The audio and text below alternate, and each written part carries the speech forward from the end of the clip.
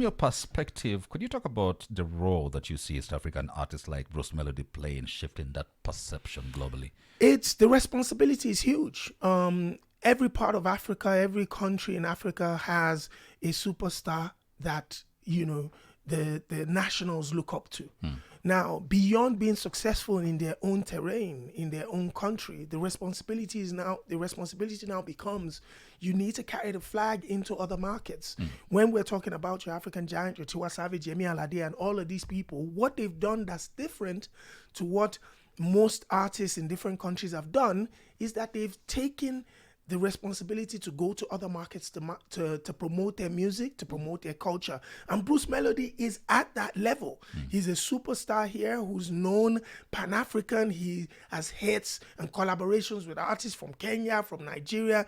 So now for Rwandan music, even though there are so many incredible talents here, someone of his caliber now collaborating with big fishes across the continent now elevates Rwandan music to the next level. We're not even talking about production quality.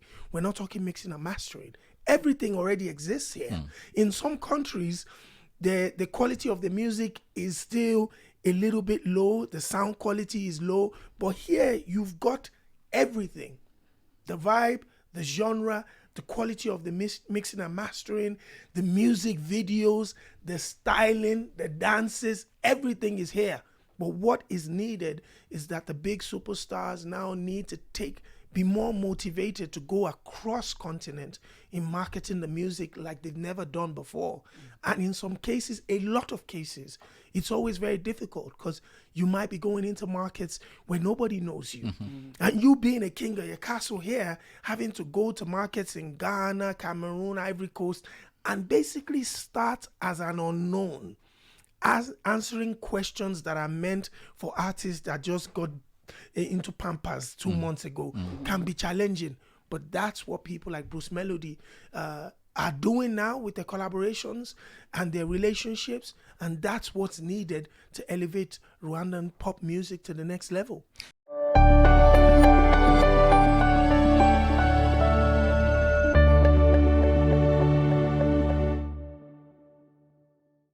Roy FM, good morning. It's Monday. Wake up, you sleepyheads. Now listen, in the studios today, we have a very special guest. He's a man whose voice and vision have helped carry African music from the streets of Lagos to the airwaves of London, from small clubs to the world's biggest stages. You know him as the host of the Afro Beats podcast, a platform dedicated to telling the stories behind Afropop and Afrobeat culture. For over 2 decades, he's worked with the giants in the African music industry: Burna Boy, Wizkid, Olamide. He's championed Africa's creativity in the space once dominated by Western voices. Now, Adesope is here in Rwanda, supporting Bruce Melody, Joe O'Brien, Brown, Diamond Platnumz in their cross-continental push for their new collaboration. It's called Pom Pom. It's a song that, according to insiders, is said to shake the internet and push East African music deeper into the global conversation. Welcome to the studios, my friend. Thank you very much for having me. That's an amazing introduction. I rarely get introduced like that. I even felt like I was bigger than like this. I felt this big. But you're actually big. You are big. Thank you so much. You have worked with incredible people that I actually like. I love Tiwa Savage. She's like one of my, and then the African giants. Yeah, absolutely. Ghana. Those are incredible people. Do you want to tell them? Do you want to tell them how much I love them when you go back? I'm definitely. I'm going to tell Tiwa because I'm actually going to see Tiwa in a couple of days. So I'm going to tell Tiwa. She's my girl crush. Yeah, love that girl. Yeah, she's amazing. Yeah, Juliana is a hype lady, so she does a lot of club hyping for that's the DJs. amazing. She needs a promoter, so before you leave. We need to make sure that the Take me world with knows. We need to know. But you know the funny thing, one thing I found out in East Africa since December when I was in Kenya is that the space that's dominated by men in West Africa, which is the MC hype space, there's so many incredible women in East Africa that are doing that. Uganda, I think I met 2 ladies, Vianney and another lady. In Kenya, I met another like two incredible ladies that are doing it. Now I'm meeting you. Like, We have quite a number of them here in Kigali it's as well. amazing.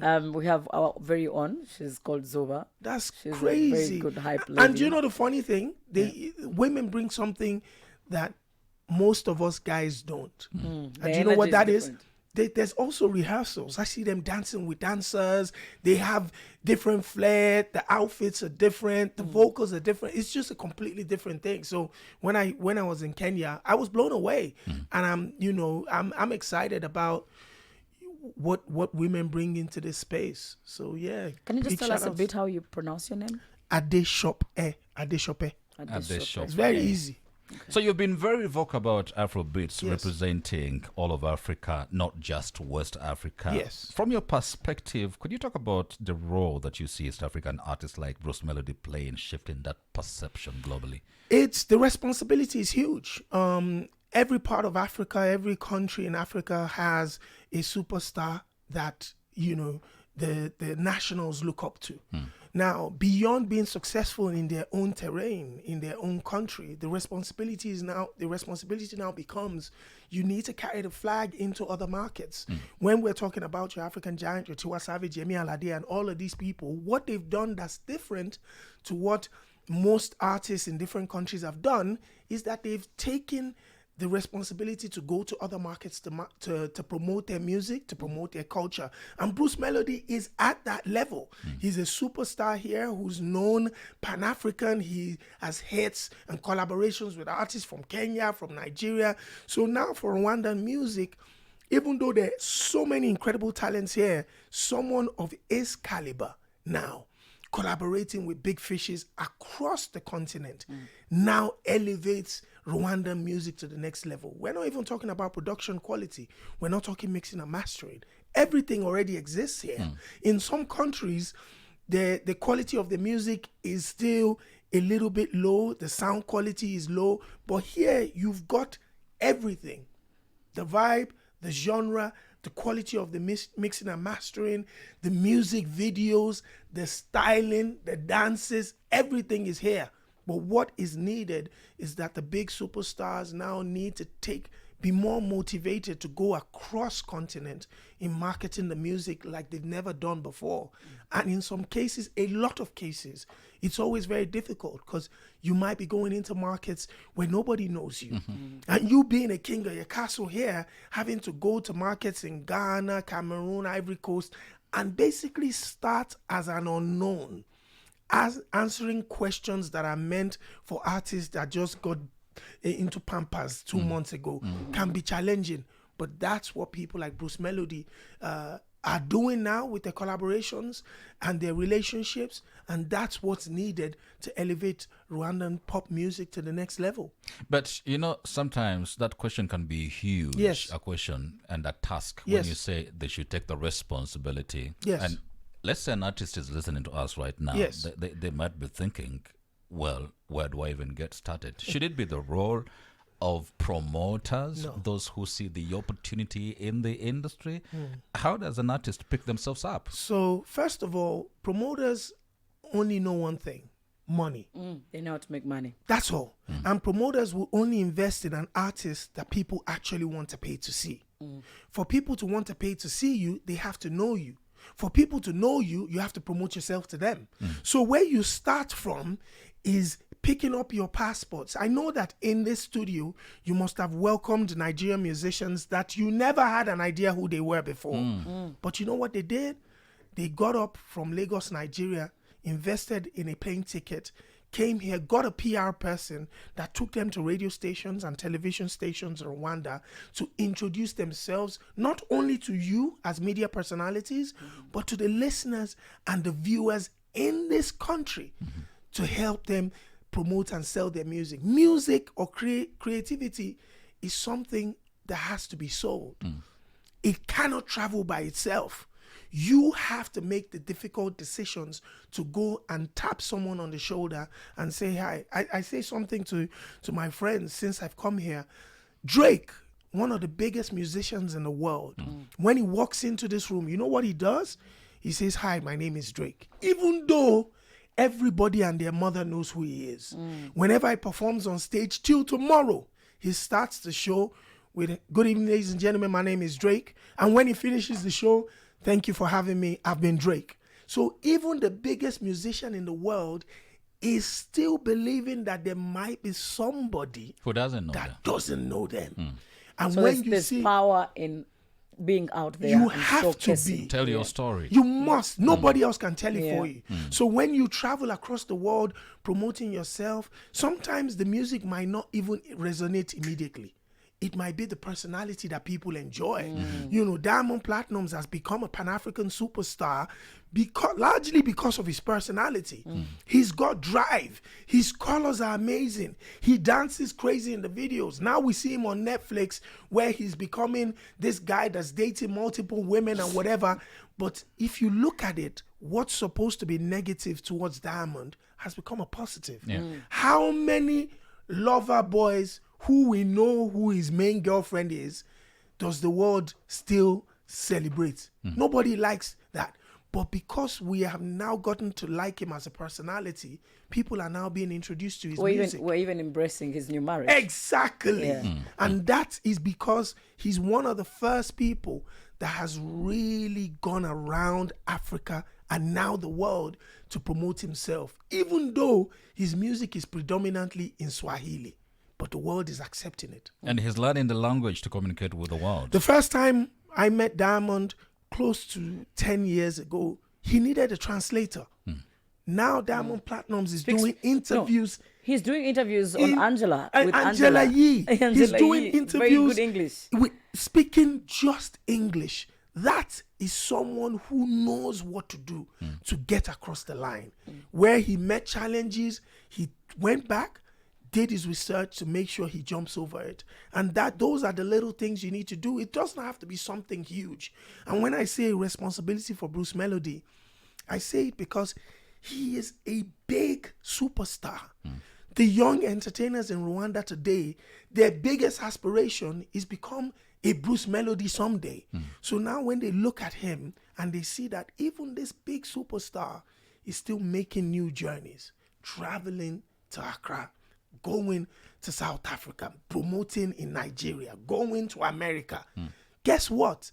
The new artists that people are developing in the local areas in Kigali, they're dreaming one day that I'll be on that stage. When you see Burna Boy, Whiskey, Davido, where they are, Tiwa Savage, Yemi Alade, it's easy for Ira Star and Rema to dream because they've seen it done before. So now the aim is to step on those shoulders and take it to the next level. So you're in Rwanda, you're specifically in Rwanda to actually work with Bruce Melody. So for me, it was a specific call from Coach Gail, Bruce Melody, and the entire 155 AM team. Just one, to come and definitely listen to a lot of music, be a part of Bruce Melody, and just communicate with that team and see what we can do consulting wise. But on the larger scale is to get a feel of Rwandan music, the culture here, see where people like myself can help to elevate, advise younger artists, encourage musicians. Because I know one of the most difficult thing is when you're a musician here and you're doing music in other parts of Africa and you're seeing the big superstars, you're like, how am I going to get there? It's not possible. The Nigerians, they have so much money, so many people. Jamaica is a very tiny island, but their music is one of the most important genres of music in the world. Yes. It's not about population. It's not about money. It's about belief, drive, consistency, and hard work. And that's probably what my role is, to tell other people around Africa. Now, I see you've worked with Burna Boy, Wizkid, Olamide. These artists, they've been Rema, successful. They've broken into the Western markets. Yes. Based on your experience, what key steps then does Bruce Melody need to take to replicate that kind of success with this pom-pom song coming up? Think Africa. And that's what he's done with this collaboration. Don't think about your surroundings alone. Think about your brothers and sisters in other parts of Africa. Are these sounds going to translate to them? What are the messaging that I can put that would interest somebody in Nigeria interest somebody in Ghana, that will pick someone's attention in Senegal. When you start to create and thinking about a bigger market, those are the first individual steps. Then that means your genre doesn't sound like it's only speaking to your people alone. Yes, you have to carry the Rwandan culture along with you. But for you to be able to sell that culture successfully, you have to also give people outside of your world something that they might enjoy to draw them in. And, you know, Diamond is an example of that. He is a bongo flavor artist at heart. But you see him on amapiano, now you're seeing him, you know, trying to do R&B, house, anything. But when you get to know him at the core, he is a bongo flavor artist. Bruce Melody, with this collaboration with Joel or Diamond Platnumz or even with the one with Joe Boy, the decision to do that is to stretch across boundaries, tap into different sounds. He's done Afrobeats, he's done a little bit of amapiano. Those are the steps that you need any artist to make. And as a big superstar who has achieved largely everything to achieve, being motivated is very difficult.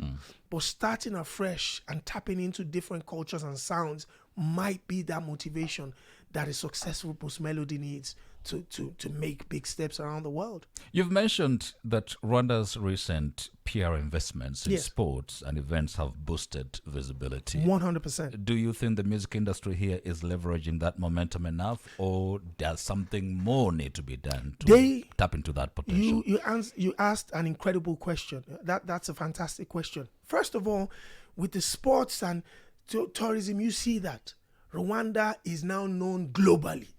The infrastructure in this country is incredible. You know, you're looking at the stadium, the BK Arena, even venues like Kigali Universe. I saw it transformed for Bwiza's gala night. And then yesterday night, I saw it transformed again for another type of performance for Ish Kevin and the likes of hip-hop artists. So for me, my mind was blown that the infrastructure alone in this country, for any creative talent, there are no excuses.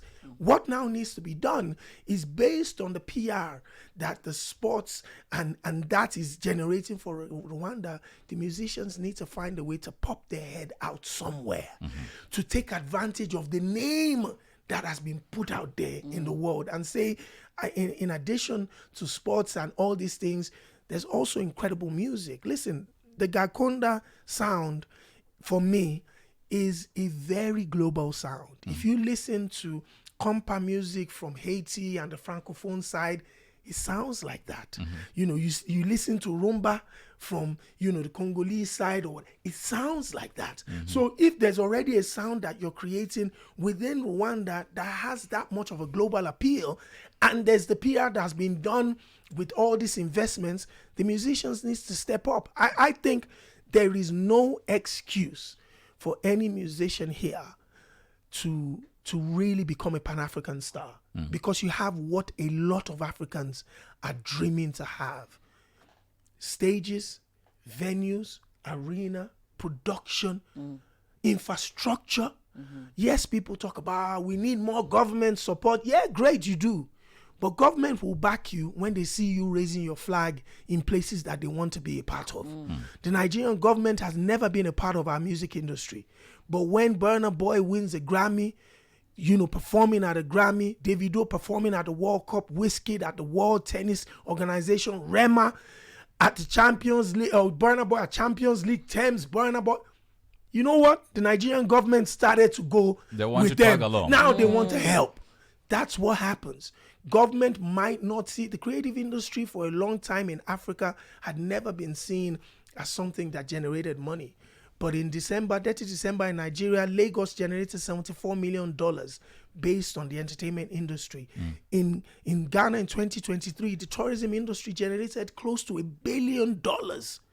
That was largely pushed by the creative industry. So the musicians have no excuse. You've stayed in the UK media for over 20 years, Yes. creating platforms for African culture Yes. when very few existed. Yes. Now, looking back, what has been the most significant change in how African music is received in the West? Right now, that's every mainstream media platform particularly in the UK and across Europe, Germany, America, their playlist is full of Afrobeats music. When you are in the cabs in Germany, now I hear Burna Boy, CK, Wizkid, Rema, like I'm playing an African playlist. And that has been the transition from 2003 to now when I started, when the only access we had was playing on pirate radio stations that was broadcasting to family and friends in our local communities in London, to now becoming one of the most important genres of music that the major players want to add on their playlist. It just means that, you know, Afrobeats music and Afropop music is no longer just for Africans. It's enjoyed by everybody and their family around the world. And those are the biggest differences that I've seen. The domination on international media platforms has been incredible, and sometimes, most times for me, emotional to witness.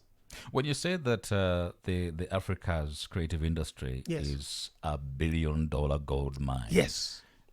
Where then can the youngins, let's talk Rwanda, the creatives in Rwanda, how can they participate and be stakeholders to ensure they have a share of this gold mine? First of all, you have to learn. You have to, you know, I met some young, incredible talents a couple of days ago, and some of the questions that they were asking me, you know, I was surprised by. You know, they didn't even have access to proper distribution platforms to distribute their music.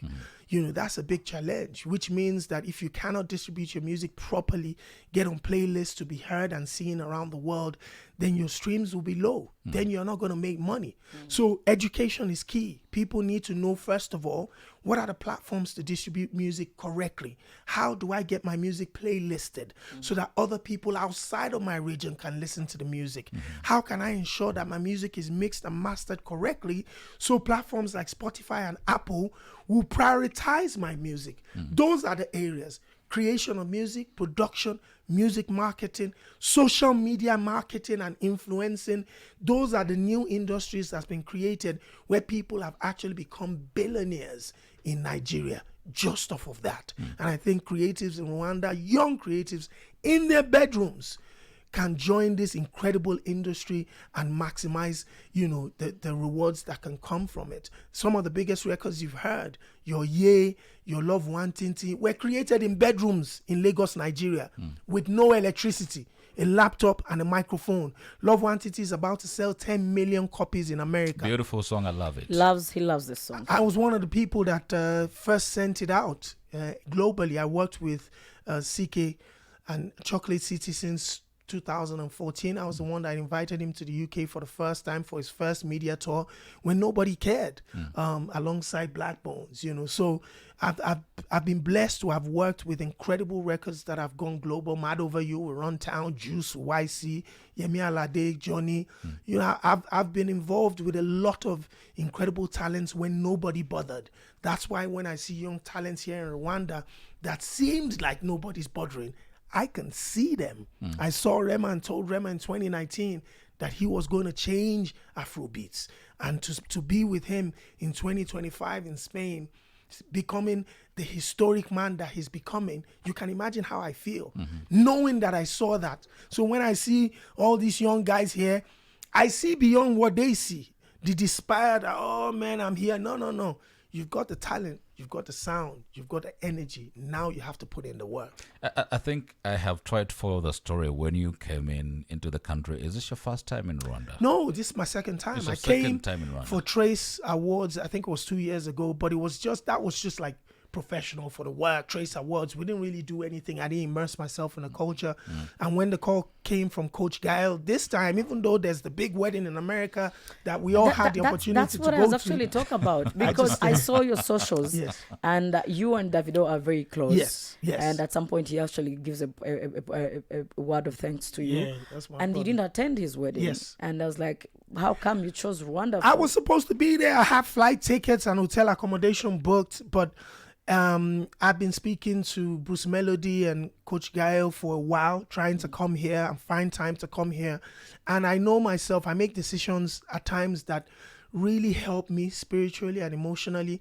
And I think the choice to come to Rwanda at this time was an emotional decision. Let me come and learn whilst everybody is busy in On the other Miami side going with crazy. weddings, yeah. Let me come here and touch my people, learn the culture a little bit. By the time we all get back to Recenter, I will be in a better position because I've learned a little bit more than everybody else. Interesting. And that's how I moved. That's how I've always moved. Because Davido and you are very close. Yes. I just wanted to ask this question Yes. again. Yes.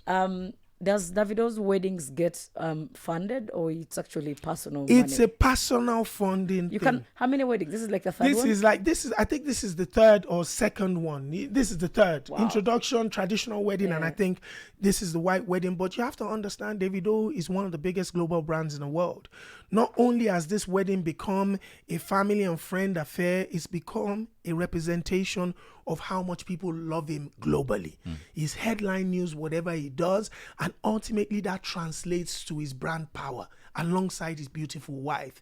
Eventually, whatever they've spent on this wedding, I can guarantee you, coming out of this wedding within the next 6 months, Davido is going to double, triple, even quadruple the amount of money he spent on this It's wedding. called brand mastering. Absolutely. Yeah.